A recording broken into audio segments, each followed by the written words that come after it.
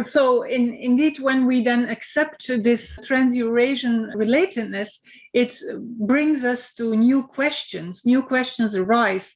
And as you correctly point out, one of the big questions is, who were these speakers of Proto-Trans-Eurasian? Who were these ancestral speakers to the Turkic speakers? Who were their ancestors? Where did they live and when did they live?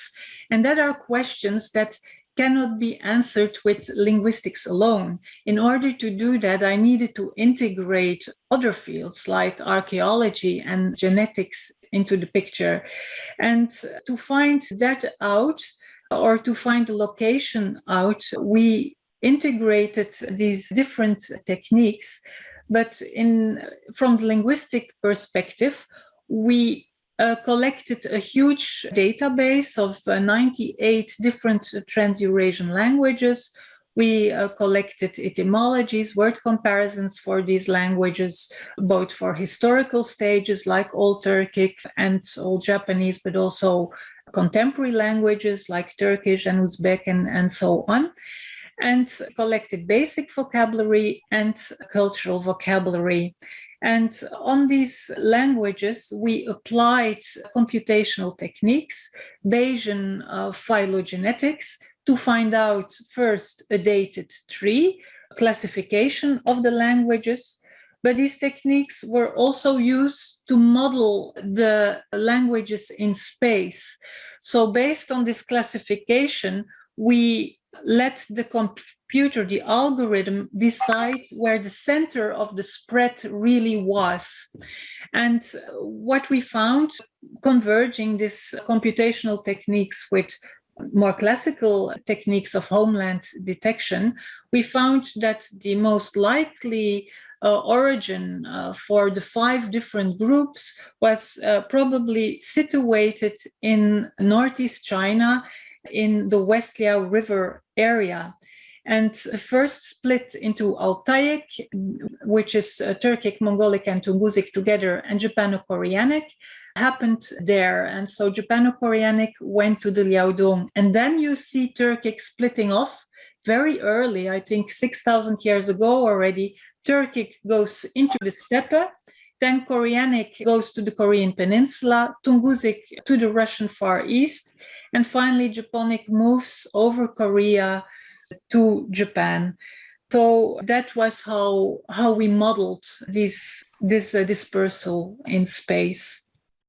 Sino-Tibetan is the ancestor of the Sinitic languages, Chinese, and also the Tibetan languages. So the languages also spoken in the Himalayas and so on. They all go back to one common ancestor.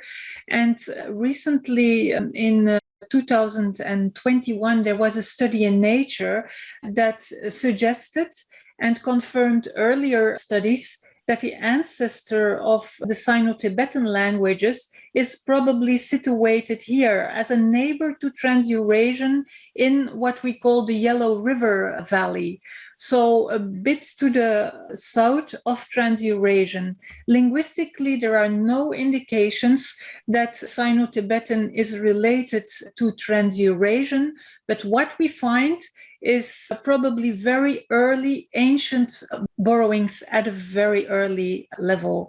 So we think that Sino-Tibetan was situated in the Yellow River area around 8,000 years ago, and that it was therefore contemporaneous and nearly adjacent to the speakers of Trans-Eurasian. So most probably there was some exchange between those speakers, but they don't go back to a common ancestor, at least not one that we can demonstrate. You can never know, of course, but relatable or related in linguistics is relatable. Only what is relatable with the methods can be related. We cannot put it like that, but we can say that Turkic has a common origin with Japanese, Korean, Tungusic, and Mongolic. So all these languages are sister languages that go back to a common mother. But we cannot say that Turkic is the mother, Turkic is the sister. And the different languages go back to one common ancestral language. Yes. Of course, the reason why the Turkic languages became so spread across Eurasia is something that happened much later, and that is the adoption of pastoralism. So first, the ancestors of the Turkic speakers were probably farmers, millet farmers, but around 1000 BC, so 3000 years ago, pastoralism was important from the western steppe to the eastern steppe. And it is probably there that the Turkic speakers adopted pastoralism, added pastoralism to their agricultural knowledge.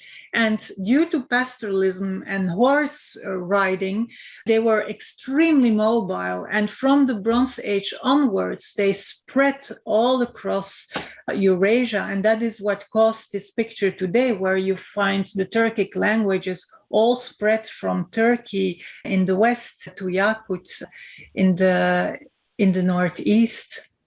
So they were extremely mobile.